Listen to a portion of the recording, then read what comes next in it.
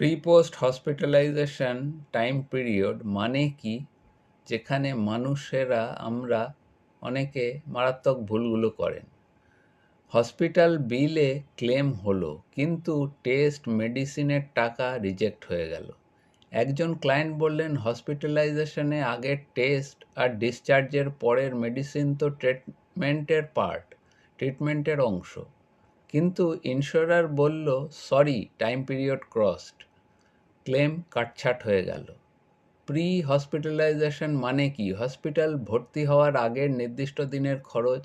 Post hospitalisation মানে কি? ডিসচার্জের পরের নির্দিষ্ট দিনের ট্রিটমেন্ট খরচ। সাধারণ ভুলগুলো হলো, যেটা আমরা বেয়ার করি: টাইম লিমিট না জেনে টেস্ট করানো, ডিসচার্জের অনেক পরে মেডিসিন কেনা, পলিসির 30, 60, 90, 180 দিনের পার্থক্য না বোঝা। সব পলিসি একরকম নয়। আপনারা হেলথ পলিসিতে প্রি পোস্ট হসপিটালাইজেশন কত দিন জানেন না? কমেন্ট করুন চেক লিখে, বা ডিএম করুন। আমার নাম ইন্দ্রনীল। আমি এবং আমার টিম আপনার পলিসি ফ্রি রিভিউ করিয়ে দেব।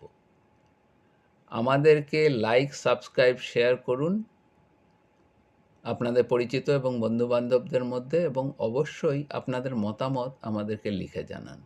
ধন্যবাদ, নমস্কার, সকলে ভালো থাকবেন।